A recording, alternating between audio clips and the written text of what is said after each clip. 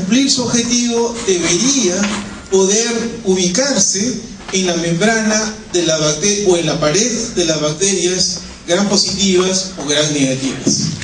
Infortunadamente, para el humano, este sistema de complemento trabaja muy bien, es efectivo en la insertación de este MAC en bacterias gram negativas, no así para las gram positivas. Y una de las bacterias más representativas sobre las cuales el sistema de complemento puede actuar es sobre las neisseриas. El segundo mecanismo por el cual la inmunidad innata hace frente a las bacterias extracelulares es la fagocitosis. Los fagocitos acuden rápidamente al lugar por donde está o ha ingresado la bacteria. Esos fagocitos pueden ser polimorfos nucleares o pueden ser macrófagos. Y como estos fagocitos tienen receptores en su superficie, recuerden ustedes que cuando se activa el complemento pueden resultar algunas moléculas que van a ozonizar a las bacterias que pueden haber ingresado en nuestro organismo. Si nosotros tenemos entonces bacterias ozonizadas y tenemos fagocitos que tienen receptores para el componente de C3b, entonces esta fagocitosis se ve incrementada, se ve favorecida por la activación del sistema de complemento.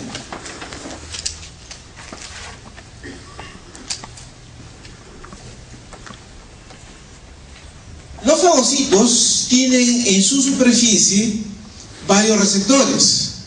Receptores, por ejemplo, del tipo TOL, receptores del tipo glucanos o receptores del tipo scavengers o los llamados receptores basureros. A través de estos receptores, cuando reconoce estos fagocitos a las bacterias, se va a activar estos fagocitos y va a haber un proceso de señalización intracelular que va a terminar finalmente con que este fagocito va a ser capaz de liberar citocinas que van a actuar sobre las células del endotelio de los vasos sanguíneos y van a permitir entonces que los leucocitos que están pasando por el vaso sanguíneo puedan acudir donde están presentes estas bacterias a través del proceso denominado de diapedesis o de transmigración. Y estos fagocitos entonces, una vez activados, van a ser capaces de lo que han digerido, lo que han fagocitado, poder destruir. Sin embargo, las bacterias también tienen mecanismos por los cuales algunas de ellas no logran ser destruidas. Y finalmente nosotros tenemos la respuesta inflamatoria. En la respuesta inflamatoria, lo que va a acudir son moléculas, células, que van a pasar del componente vaso sanguíneo hacia el lugar donde está presente la bacteria. El propósito de esta respuesta inflamatoria es que a este lugar acudan todos aquellos componentes que puedan permitir hacer frente al ingreso de esta bacteria. Una de las rutas por las cuales puede ocurrir esto es la generación de las proteínas de fase aguda. Dentro de ellas hemos visto nosotros en el curso dos proteínas importantes. Una es la lectina que se une a manano, que forma parte de la vía alterna del complemento, y la proteína C reactiva, que justamente es un marcador inflamatorio. Si bien es cierto, con muchas bacterias esta inmunidad innata permite destruir, eliminar a las bacterias, hay bacterias que se resisten o bien al sistema de complemento o bien al proceso de fagocitosis. Y esto hace entonces que sea necesario que se active la inmunidad adaptativa. Y en la inmunidad adaptativa nosotros podemos tener bacterias que tienen en su superficie polisacáridos. Por lo tanto, este polisacárido va a ser capaz de activar directamente a una célula B porque es un antígeno T independiente. Esta célula B reconoce al polisacárido, se activa, se multiplica, se diferencia y va a dar lugar a una célula plasmática. Esta célula plasmática va a producir un anticuerpo de una especificidad determinada y esos anticuerpos que se han generado contra la bacteria van a ser capaces de neutralizar. Pero no solamente es capaz de neutralizar la bacteria, sino también son capaces de activar a las toxinas que algunas de estas bacterias puedan producir. Si ustedes recuerdan, hay bacterias que colonizan pero no penetran los tejidos más allá de su ubicación habitual. Por ejemplo, Clostridium tetani. El Clostridium tetani, su acción es a través básicamente de una toxina. Y entonces el cuerpo humano tiene que ser capaz de producir anticuerpos para neutralizar la toxina y evitar el desarrollo de la enfermedad. ¿Cuáles son los anticuerpos más importantes que favorecen la neutralización de las bacterias o de las toxinas? Son esencialmente dos los que tienen esta propiedad: las IgG y las IgA.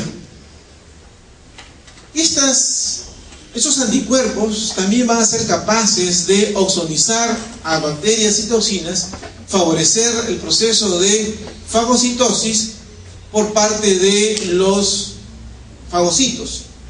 La inmunoglobulina que tiene esta propiedad es la inmunoglobulina G.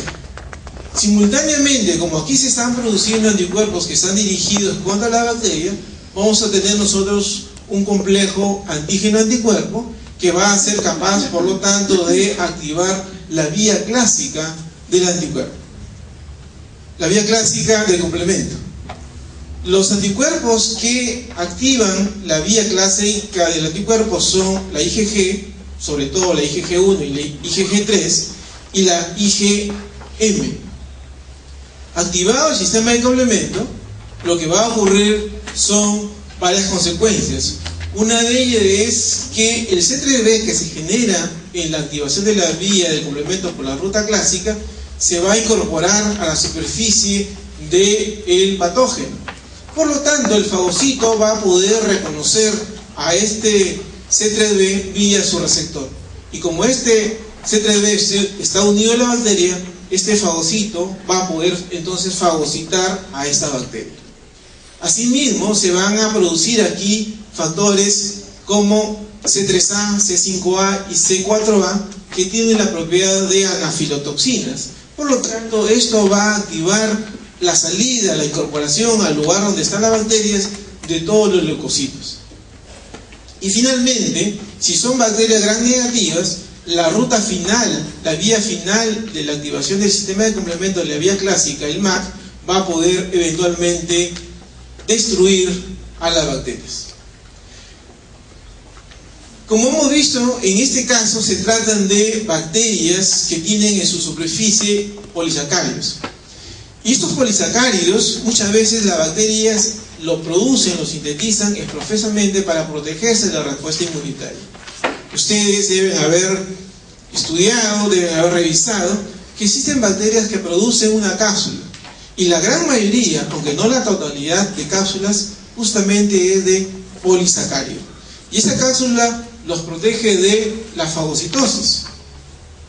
Justamente por eso es que estas bacterias producen esa cápsula. Pero si son ozonizadas por complemento o son ozonizadas por anticuerpos, eso favorece o ayuda a que puedan ser eliminadas por los fagocitos. Pero no todos los componentes de la bacteria son del tipo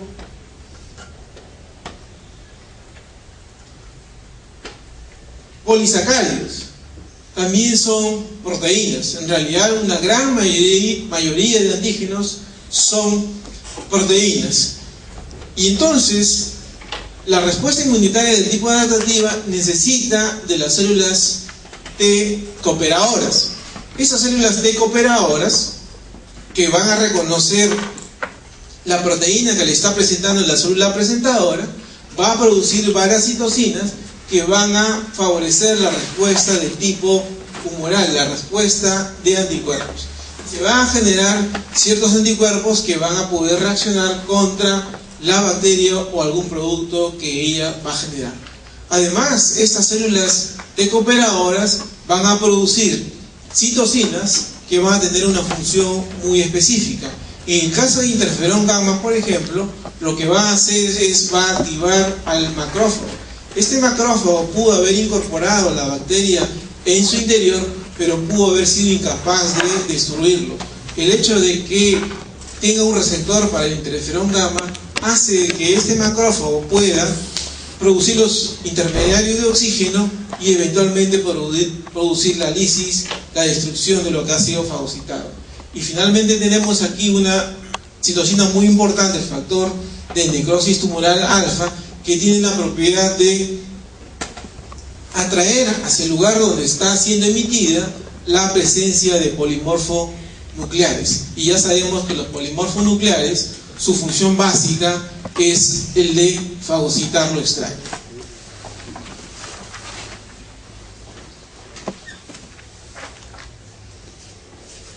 En los últimos años ha habido una investigación acerca de otras células del tipo linfocitos T que se desconocían.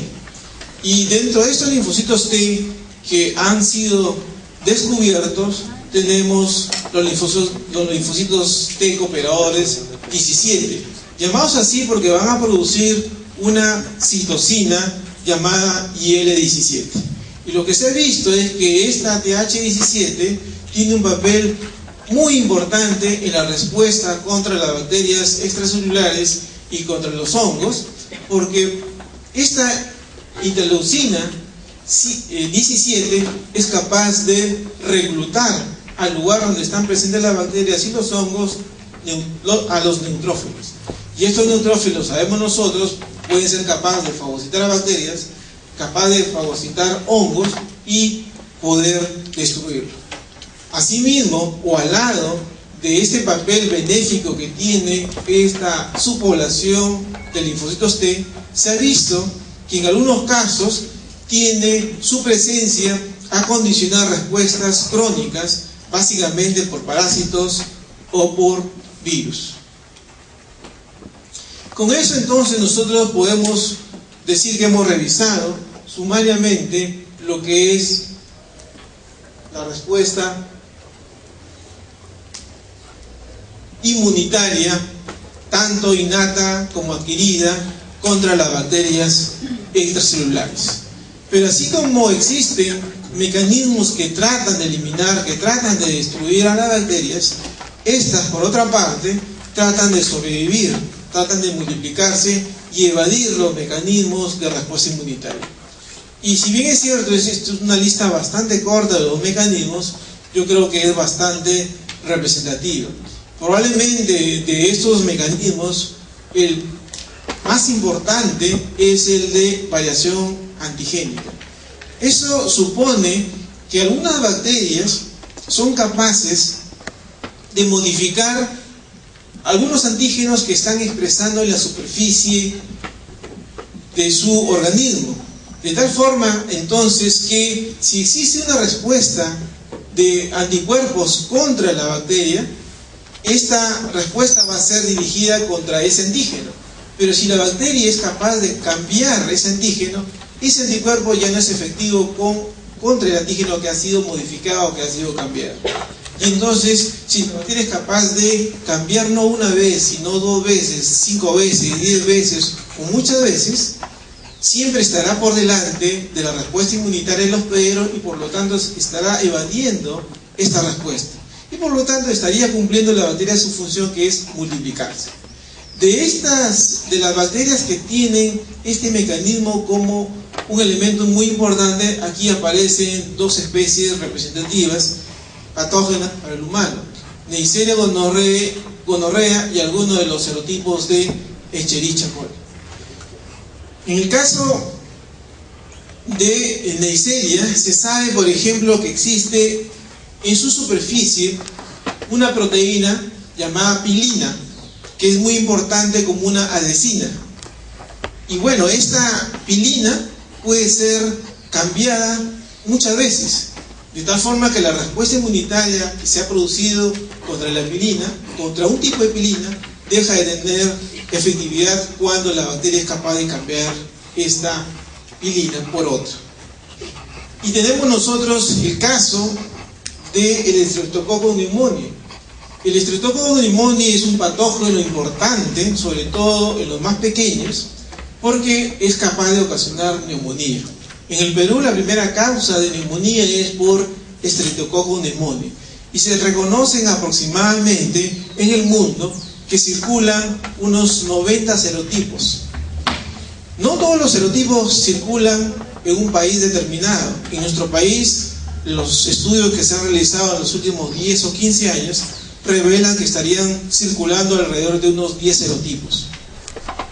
Eso significa entonces que si ingresa al organismo humano un serotipo, la respuesta inmunitaria contra este serotipo será del tipo de anticuerpos, pero la bacteria es capaz de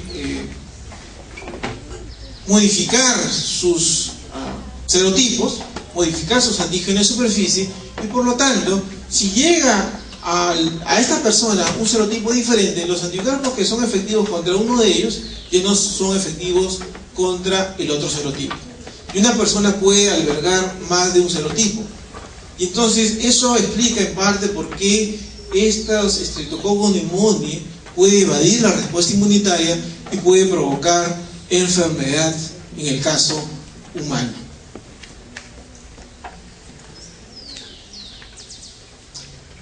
Si bien es cierto, las bacterias son causantes, las bacterias patógenas de tipo extracelular son causantes de enfermedad, también lo que ocurre es que la respuesta inmunitaria es capaz también de ocasionar daño. Aquí aparecen tres ejemplos representativos. Cuando existen bacterias que no pueden ser eliminadas rápidamente, lo que van a originar es que un proceso crónico. Y en un proceso crónico van a estar estimulando constantemente a que los fagocitos estén liberando citocinas. Y entre las citocinas que se están liberando nosotros tenemos el TNF y el interferón gamma. Y sabemos nosotros que estos son proinflamatorios. Y por lo tanto va a haber lo que se denomina una tormenta de citocinas. Y va a haber una exagerada respuesta de estas citocinas, van a acudir una serie de moléculas y células, y eso va a provocar, en el caso de una infección por bacterias gram negativas, un shock séptico. El resultado final es el compromiso serio de la salud de la persona, y eventualmente, si no hay un tratamiento oportuno, el paciente ingresa a un shock y muere. Las otras dos condiciones en las cuales puede haber también un daño severo al paciente es la infección por los estreptococos beta hemolíticos del grupo A. Una secuela de esta infección que uno la puede haber adquirido tempranamente en su niñez es la presencia de anticuerpos que tienen una reacción cruzada contra proteínas del sarcolema del tejido cardíaco. Y por lo tanto, esos anticuerpos que ya no le hacen frente al estreptococo porque el estreptococo fue eliminado por la respuesta inmunitaria o por el fármaco, van a reaccionar contra el tejido cardíaco y lentamente van a empezar a activar el complemento y otros mecanismos y va a producirse una lesión del tejido. Y eso origina lo que se conoce como el nombre de fiebre reumática, que puede aparecer semanas, meses o años después de haber tenido una persona una infección por ciertos serotipos de estreptococos beta hemolíticos del grupo A. Lo propio ocurre con esta glomerulonefritis post-estreptocócica. Algunos pacientes que son infectados por ciertos serotipos de estreptococos beta hemolíticos, como consecuencia de esta infección se va a producir meses después esta glomerulonefritis. A continuación vamos a ver qué ocurre frente a las bacterias intracelulares. Las bacterias intracelulares es un grupo también bastante conocido de bacterias. Aquí tienen ustedes, por ejemplo, un grupo de bacterias, todas ellas patógenas, pero solamente una es una bacteria intracelular.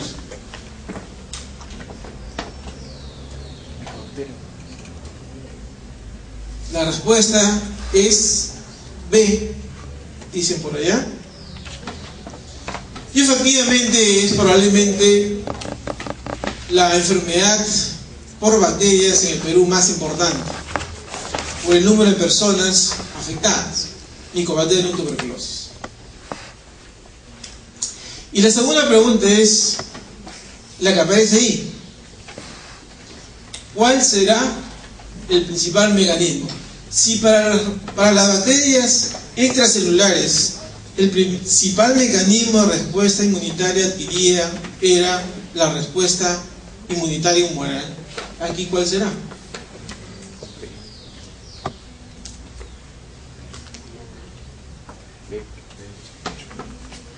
La B nuevamente dice. Efectivamente, entonces, para el caso de las bacterias intracelulares, lo que necesitamos es que se activen linfocitos T citotóxicos, porque los anticuerpos son incapaces de penetrar a una célula intacta. Por lo tanto, estos tendrían una importancia menor en la protección. La inmunidad innata tiene, para hacer frente a estas bacterias intracelulares, a dos grupos importantes de células. Por un lado, los fagocitos, representados por los neutrófilos y los macrófagos, y por el otro lado, las células NK. Estas células NK pueden ser activadas directamente por la bacteria o pueden ser activadas por los macrófagos vía la IL-12 que produce esta. Sintetizada IL-12 como consecuencia de la activación del macrófago al reconocer una bacteria intracelular o una célula infectada por una bacteria intracelular, la respuesta, el reclutamiento y la activación de las células NK va a producir a su vez la citocina interferón gamma. Este interferón gamma a su vez va a poder ser capaz de activar al macrófago. Y de esta forma, este macrófago va a poder ser capaz de destruir lo que ha sido fagocitado. Muchas veces, algunas de estas bacterias intracelulares son resistentes a los mecanismos microbicidas que emplean los macrófagos. Por lo tanto, eso hace necesario la participación de la inmunidad del tipo adquirida.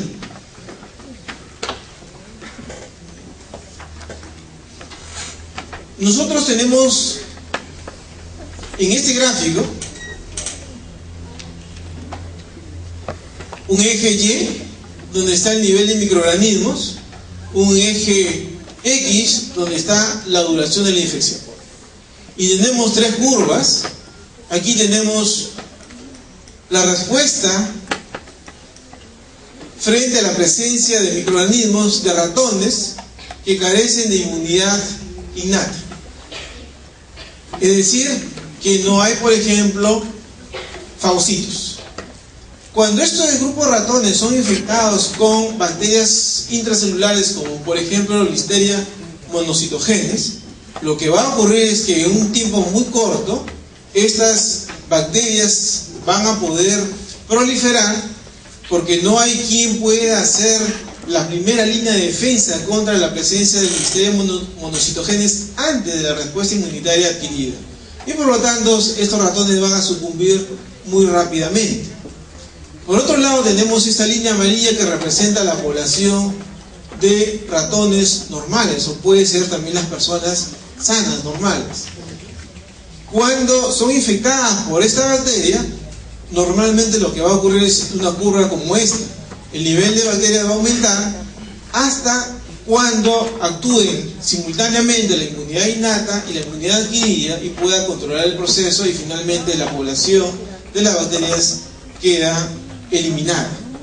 Y en cambio aquí nosotros tenemos una curva que corresponde a ratones con inmunodeficiencia severa combinada. Eso significa que están careciendo de linfocitos T y de linfocitos B, pero no están careciendo de la inmunidad innata, en este caso representado por las células NK. Y si ustedes miran esta curva, si bien es cierto, no es la misma que la curva amarilla, está muy lejos de parecerse a la curva roja. Esto significa que estas células están produciendo interferón gamma, están actuando sobre los polimorfos nucleares o sobre los macrófagos para contener a Listeria monocytogenes, hasta que pueda el sistema inmunitario adquirido de haberlo tenido poder reducir esta población que está en ascenso o que estaba en ascenso para que disminuya. En este caso, tratándose de ratones con inmunodeficiencia severa combinada, es decir, que no tienen ni linfocitos T ni linfocitos B, finalmente estas células van a ser incapaces de contener a Listeria monocytogenes y Listeria entonces va a seguir aumentando y va a llegar un momento dado en que el nivel va a ser tan alto de microorganismos que finalmente van a matar al ratoncito. Pero este gráfico nos muestra con claridad el papel de la inmunidad innata para poder controlar como primera línea de defensa hasta que la respuesta inmunitaria adquirida pueda ponerse en marcha, porque esta dura entre 7, 10 días o a veces mucho más. Y en la respuesta inmunitaria adquirida contra las bacterias intracelulares, esencialmente el papel está dado por los linfocitos Th1 y los macrófagos. Reconocido los antígenos presentados por la célula presentadora, que ha fagocitado, que ha endocitado la bacteria intracelular, esta célula T va a ser capaz, a través de ligando CD40 y el interferón gamma, de activar al macrófago. Y este macrófago activado entonces va a ser capaz, en la gran mayoría de los casos, ser capaz de erradicar el proceso infeccioso. Cuando a veces esto es insuficiente, lo que va a ocurrir es la participación de los linfocitos T citotóxicos. Eso van a reconocer entonces también el antígeno presentado por una célula presentadora, van a necesitar el concurso de Th1 a través de citocinas, y este linfocito T citotóxico entonces va a poder unirse a la célula que expresa en su superficie las proteínas del patógeno y lo va a eliminar. Además, este interferón gamma, nosotros sabemos que tiene que ver con la activación de la generación de ciertos anticuerpos, como pueden ser, en el caso del ratón, IG2A, que tiene la propiedad de activar el complemento. Como producto de esta activación del complemento se va a generar C3b, que va a permitir opsonizar las células que expresan en su superficie el antígeno bacteriano, y finalmente van a poder ser fagocitadas. Estas bacterias, para hacer frente a estas bacterias, aparecen dos citocinas muy importantes. Aquí aparece en este gráfico de la izquierda la interleucina 12. Si ustedes miran, en el gráfico, en el eje de la Y representa el porcentaje de supervivencia, que va de 0 a 100%, y en el eje de las X va los días después de la infección, en este caso con BCG, Mycobacterium tuberculosis, atenuado. Va de los días 20 al día 100. Y nosotros tenemos dos poblaciones de ratones que han sido infectados. Una población de ratones wild type, o sea, una población de ratones normales, no afectados. Y luego tenemos una población de ratones a los cuales se les ha noqueado, se les ha inactivado el gen que codifica para el interferón gamma. Y entonces, una vez que han sido infectados, se ve cuánto estos ratoncitos logran sobrevivir. Y si uno mira el gráfico, esta línea que está paralela al eje de las X representa 100% de supervivencia. Es decir, que en estos ratones que han sido infectados con BCG, ninguno se ha muerto. Mycobacterium tuberculosis, como vimos, se trata de una bacteria intracelular, pero este ratoncito entonces ha sido capaz de poder hacer frente a esta infección. Sin embargo, estos ratones que han sido inactivados su gen que codifica para interferón gamma, ustedes ven que a medida que transcurre el tiempo, el porcentaje de supervivencia comienza a disminuir hasta que llegaba aproximadamente el día 60, todos los ratoncitos murieron. ¿Y cuál era la diferencia entre este grupo de ratones y los wild type? Solamente la inactivación de interferón gamma. Entonces eso prueba de que interferón gamma es esencial para poder controlar las bacterias que tienen localización intracelular. Y la otra citosina que es importante es la IL-12. En este experimento ustedes tienen en el eje Y el logaritmo en base 10 de bacterias viables en los pulmones. Tienen ustedes en el eje X el tiempo después de la inoculación, y lo que se ha inoculado es Mycobacterium tuberculosis. Y tienen tres poblaciones de ratones. Una población wild type, que es la población normal, esta línea roja. Luego una población que tiene noqueado, inactivado el gen que codifica para IL-12, que es esta otra población. Y finalmente una tercera población, ratones que tienen inactivado el interferón gamma. Y observamos nosotros que los ratones que son normales, al día 30 o 35 aproximadamente, su porcentaje de sobrevivencia es bastante alta, no se mueren. Sin embargo, los ratones que tienen afectado el gen que codifica tanto para IL-12 como para el interferón gamma, su población, su porcentaje de supervivencia es menor comparativamente. Eso hace entonces la demostración del papel que tienen estas dos citocinas. No todas las personas respondemos por igual frente a la infección por algún tipo de bacteria intracelular. Parte de esta respuesta va a ser gobernada por hacia qué su población se va a diferenciar los linfocitos T, si hacia Th1 o hacia Th2. Y uno de los modelos que se ha trabajado a nivel de bacterias es el de Mycobacterium leprae.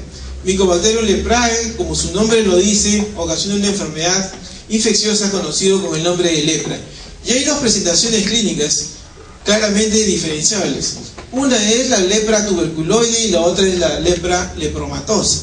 En la lepra lepromatosa, lo que va a ocurrir es que el paciente presenta en la piel, sobre todo, lesiones bastante evidentes, y cuando uno hace un raspado y lo mira al microscopio, va a encontrar una gran cantidad de bacterias. Lo que no ocurre en el caso de la lepra tuberculoide, las lesiones son menores y la población de bacterias que están localizados en esas lesiones son también mucho menores. Y cuando se hace el estudio de las subpoblaciones que están presentes en esos dos tipos de pacientes, se encuentra que los pacientes que tienen lepra tuberculoide tienen Th1 y los pacientes que tienen lepra lepromatosa tienen Th2. Entonces esos pacientes que tienen Th1 van a producir interferón gamma, TNF. Estas citocinas van a ser capaces de activar el macrófago y por lo tanto las Mycobacterium leprae que han fagocitado estos fagocitos en una gran cantidad de casos van a poder ser destruidos. En cambio, cuando observamos pacientes con lepra lepromatosa, tienen el perfil Th2. Y en el perfil Th2 tenemos la producción de IL-10 y IL-4. Y estos tienen un efecto inhibitorio sobre la activación del macrófago. Por lo tanto, el macrófago que ha fagocitado el Mycobacterium leprae es incapaz de eliminar a estas bacterias. Y eso explica entonces por qué en estos pacientes aparecen grandes poblaciones de esta bacteria. La respuesta inmunitaria contra las bacterias intracelulares también son capaces de provocar daño en los pleros. Por el ejemplo más representativo son las lesiones que ocurren a nivel del tejido pulmonar cuando hay una infección por Mycobacterium tuberculosis. En algunos pacientes estas lesiones originan espacios pequeños, en otros medianos y en otros bastante grandes. Y luego hay una reparación del tejido, pero finalmente esta región reparada es fibrótica y pierde la capacidad entonces ese órgano y puede comprometer la vida del individuo. Las bacterias intracelulares tienen varios mecanismos de evadir esta respuesta inmunitaria. Y aquí aparecen 3 mecanismos. El primero para Mycobacterium tuberculosis y Legionella pneumófila, ambos patógenos humanos. ¿Qué es lo que hacen estas bacterias? No vamos a entrar en detalle en la clase, pero lo que hacen en esencia es que una vez que ha sido ingresada la bacteria a través del endosoma, evitan que este endosoma se una con los lisosomas, es decir, no se forme el fagolisosoma. Y al no formarse el fagolisosoma, estas bacterias entonces no pueden ser destruidas y estas bacterias van a ser capaces entonces de multiplicarse y en algún momento de lisar la bacteria. Diferente es el caso de Listeria monocytogenes, que lo que hace es que una vez que ha sido endocitada a través de una lisina, la listeriolisina, va a ser capaz de salir de este espacio hacia el citosol. Y como está en el citosol, entonces esta bacteria puede reproducirse y es así como ocasiona la patología. Y en el caso de Coxiella burnetii, que es un patógeno intracelular, lo que hace es demora el proceso de incorporación de lisosomas para la formación del fagosoma. Y eso le da tiempo entonces a la bacteria a multiplicarse y luego a lisar a esa célula y seguir multiplicándose. Con eso entonces hemos revisado muy rápidamente la inmunidad contra bacterias, tanto extracelulares como bacterias intracelulares. Y a continuación veremos la inmunidad frente a virus. La inmunidad frente a virus también tiene 2 componentes, un componente de inmunidad innata y un componente de inmunidad adquirida. Para el caso de la inmunidad innata, en realidad son 2 elementos probablemente los más importantes. Uno es la producción de interferón tipo 1 y el otro es el papel que cumplen las células NK. Cuando un virus infecta a una célula, la célula infectada va a producir como consecuencia de este proceso de infección un producto conocido con el nombre de interferón. Este interferón va a actuar sobre las células vecinas con la finalidad de que esas células vecinas puedan producir moléculas que van a actuar sobre el virus que podría ingresar a esta célula. Y en el caso de las células NK, lo que ocurre es que van a reconocer si la célula está o no infectada por un virus, y si lo reconoce que está infectada por un virus, la va a destruir. ¿Cómo es este mecanismo del interferón? Ingresa normalmente el virus, puede ingresar la partícula viral o más comúnmente ingresa el material genético. Este material genético puede quedarse en el citoplasma inicialmente si es un virus RNA o pasar al núcleo directamente si es un DNA. Si es un RNA, a través de la transcriptasa reversa primero forma el DNA complementario y luego pasa al núcleo. Independientemente de cualquiera de los 2 mecanismos, lo que finalmente va a ocurrir es que va a salir hacia el citoplasma el RNA mensajero, llevando la información para las nuevas copias del virus, y estos van a ser liberados. Pero en este proceso de ingreso del virus va a haber un reconocimiento de este virus.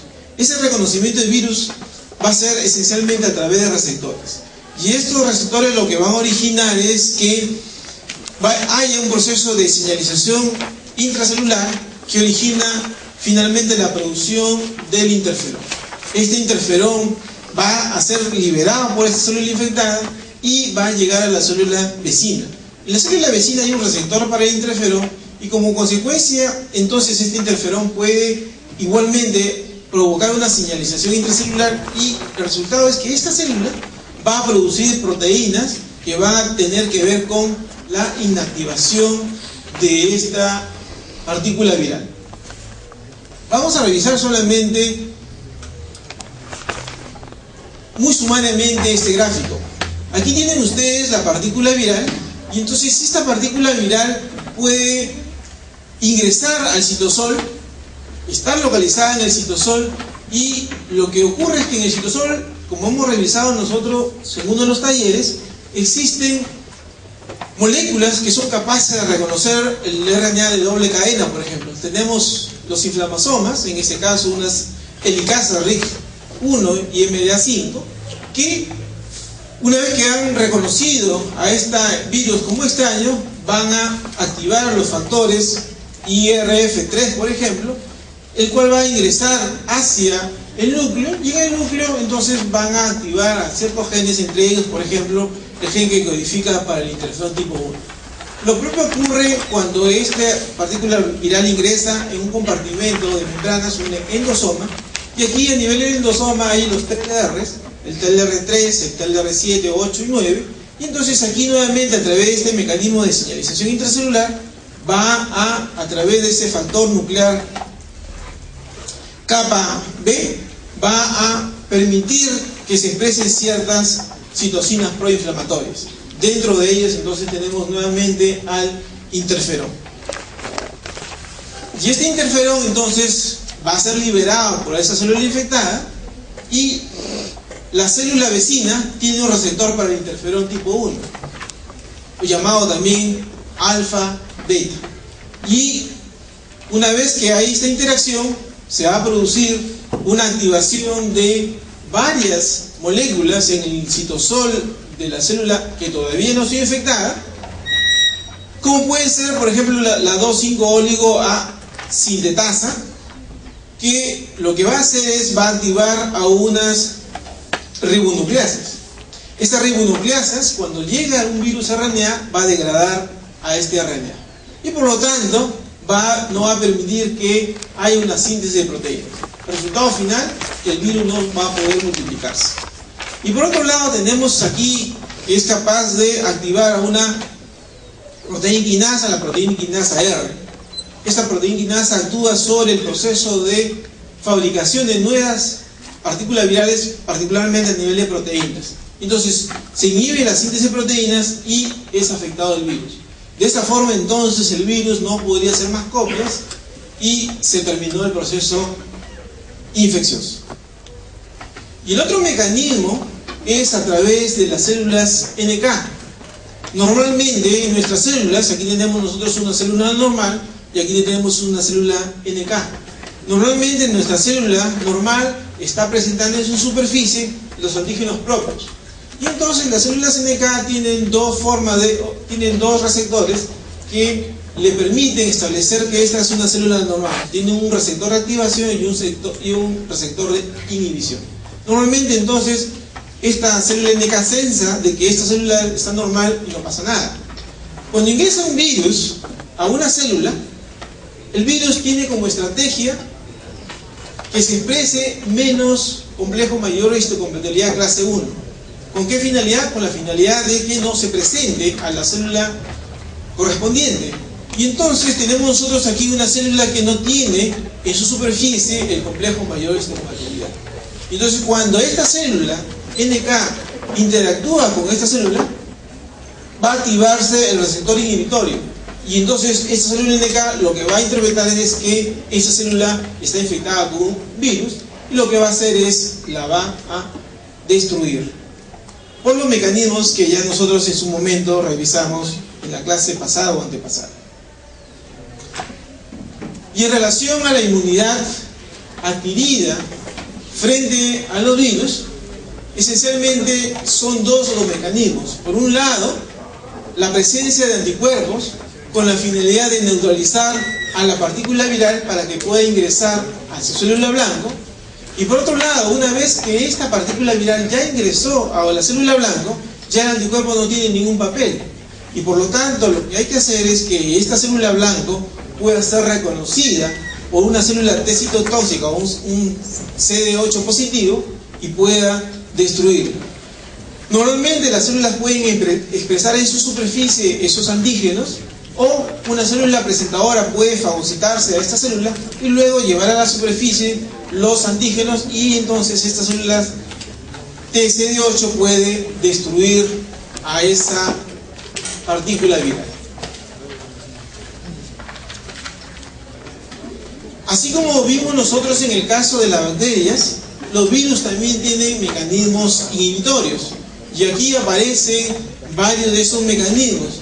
Rápidamente revisemos uno de ellos, que es probablemente el más representativo, que es el de la variación antigénica.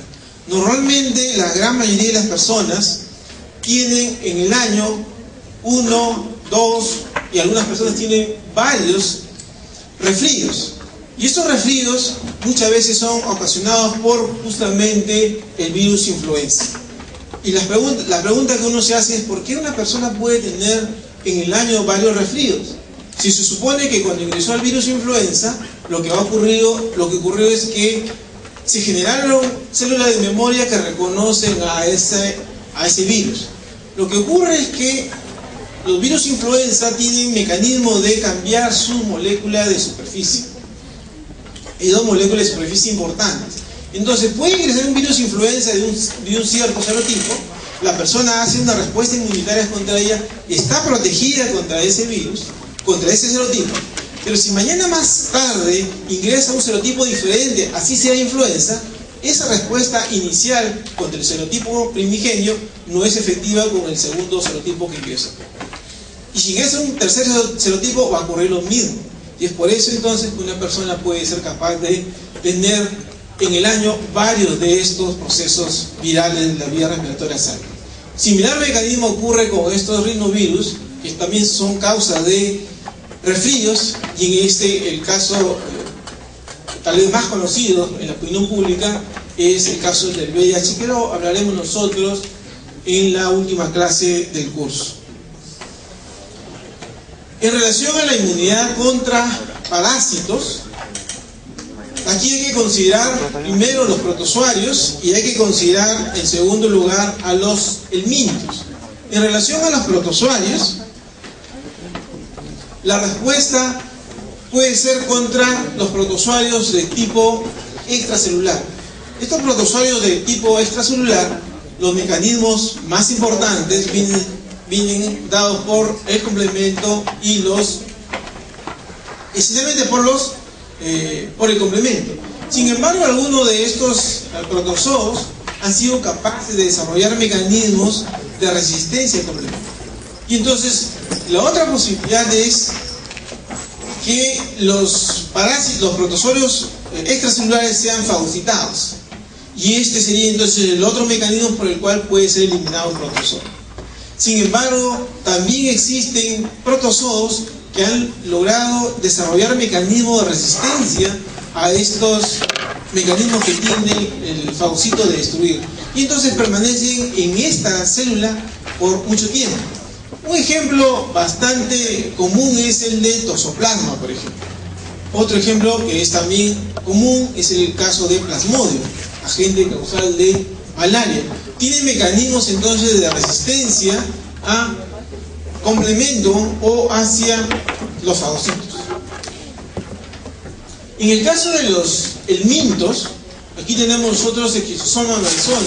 Afortunadamente no existe en nuestro país, pero es un buen modelo que se ha estudiado para estudiar respuesta inmunitaria del tipo innato. Aquí en el modelo funciona muy bien la participación de neutrófilos y eosinófilos, que como se tratan de estructuras muy grandes, son helmintos, lo que hacen es vierten su contenido, sus gránulos. Estos gránulos eventualmente pueden eliminar, destruir al Schistosoma manzoni en el estadio correspondiente. Sin embargo, el Schistosoma manzoni también ha desarrollado un mecanismo de resistencia a través de cambios en el tegumento, y a veces estos mecanismos no son efectivos. En el caso de la respuesta inmunitaria adquirida frente a protozoos, si ustedes miran este esquema, nos hace recordar el esquema que vimos para la respuesta inmunitaria adquirida contra bacterias de tipo intracelular. Y efectivamente es el mismo mecanismo. y el modelo es Leishmania-Meyer, agente causal de leishmaniasis en el viejo mundo. Aquí nuevamente nosotros, este modelo se ha hecho en ratones. Un modelo o un grupo de ratones se recupera cuando son infectadas experimentalmente con Leishmania-Meyer y otro grupo de ratones se muere. En los ratones que se recuperan, se sabe de que van a diferenciarse hacia el perfil TH1 y se puede recuperar porque se están produciendo interferón gamma y TNF, que son capaces entonces de activar el macrófago, y este macrófago entonces es capaz de destruir Leishmania-Meyer. En cambio, eso no ocurre cuando se trata de los linfocitos TH2, que tienen más bien un efecto inhibitorio de la activación de macrófagos, y por lo tanto Leishmania-Meyer en estos ratoncitos se multiplican sin control, y es por eso que esto causa la muerte a estos ratoncitos. Y en el caso de la respuesta inmunitaria adquirida frente al mintos, ustedes, por su curso de parasitología, deben haber revisado que una persona que tiene una infección helmíntica, en una gran mayoría de casos tiene una eosinofilia y tiene una elevación de la IgE. Bueno, esto no es casualidad, porque justamente los mecanismos protectores contra estos helmintos están debidos a IgE y debidos a la presencia de mastocitos y de eosinófilos. Lo que va a ocurrir es que este eosinófilo va a través del FC, va a interactuar con el mastocito, se va a unir, y este mastocito, una vez que tiene su superficie de IgE, cuando esta IgE reconoce a un componente del minto, va a producir un proceso de granulación. ¿Y qué sale de los gránulos? Entre otras cosas va a salir histamina. Y esa histamina lo que va a hacer es favorecer la salida de moléculas, de células, hacia el lugar donde está el minto. Y por otro lado, el eosinófilo, como se trata de una célula muy pequeña comparativamente con el minto, lo que va a hacer es, se va a acercar al minto. Y si este minto tiene en su superficie eosinófilos, tiene en su superficie la IgE, lo que va a ocurrir es que este eosinófilo se va a unir al FC del eosinófilo y luego va a vertir su contenido hacia el tegumento del minto, y eso provocaría entonces la destrucción. Pero así como ocurre esto como un modelo experimental y nos explica cuáles son los mecanismos, en la vida real esos helmintos también han desarrollado un mecanismo de evadir esta respuesta que tiene el humano. Y aquí aparece un listado de algunos mecanismos de evasión inmunitaria de la respuesta inmunitaria. Tenemos variación endigénica, el ejemplo de los parásitos que tienen una gran variación endigénica, y eso explica el éxito de su parasitismo, es el caso de Plasmodium. En el caso de Trypanosoma, se escapa del citoplasma y es capaz de poder multiplicarse fuera del citoplasma. Un mecanismo muy conocido de evasión inmunitaria es el de variación antigénica en el caso de la tripanosomiasis africana. En este gráfico, en el eje Y, tenemos nosotros la cantidad de tripanosomas por mililitro de sangre, y en el eje X el número de picaduras del mosquito, la mosca, en semanas. Y aquí tenemos nosotros la gráfica de los anticuerpos que se están formando contra el Trypanosoma bruce. Cuando ingresa el Trypanosoma bruce, va a provocar que el hospedero produzca anticuerpos, que aquí en este caso se están representando de un color azul. Esos anticuerpos se han formado con la finalidad de eliminar a este Trypanosoma bruce. Pero como esto tarda varios días, puede tardar una semana, 10 días o más días, ya el Trypanosoma bruce, antes de que alcance el pico más alto en la producción de anticuerpos, ya cambió en su superficie el antígeno, y ahora ya expresa un segundo antígeno. Y entonces, cuando los anticuerpos alcanzaron su máximo nivel, ya son inefectivos porque el Trypanosoma plus ahora está expresando una nueva molécula. Cuando nuevamente el sistema inmunitario del hospedero comienza a producir anticuerpos contra esta segunda variante, ya el Trypanosoma plus va a una tercera variante y esto ocurre muchas veces. De tal forma entonces que el hospedero siempre está por detrás de la variación antigénica que está expresando el parásito. Y eso entonces hace exitoso al parásito para poder seguir multiplicando. Y ya para terminar, es una revisión muy sumaria en realidad del tema de vacunas. Las vacunas, ustedes han recibido una vacuna, algunos han recibido hace un año, otros han recibido hace 2 años, son suspensiones de microorganismos que pueden estar vivos pero atenuados o pueden estar inactivos, es decir, pueden estar muertos. Vacunas también pueden ser alguna proteína que se han extraído de esos microorganismos y que son capaces de producir una respuesta inmunitaria que a la larga busca protegernos cuando el microorganismo del cual hemos extraído el producto para inocular a la persona ingrese en condiciones naturales a la persona. Nosotros tenemos aquí, por ejemplo, el principio de la vacunación. En el eje de la Y, la respuesta de anticuerpos, en el eje X, el tiempo. Esta es la respuesta primaria cuando se inocula la vacuna. Tenemos esta respuesta. Los niveles de anticuerpos se elevan y luego comienzan a caer. Y eso permite entonces que se generen también células de memoria. Si más adelante nosotros tenemos ya el encuentro con el patógeno, en este caso representado por un virus, nosotros tenemos ya células de memoria.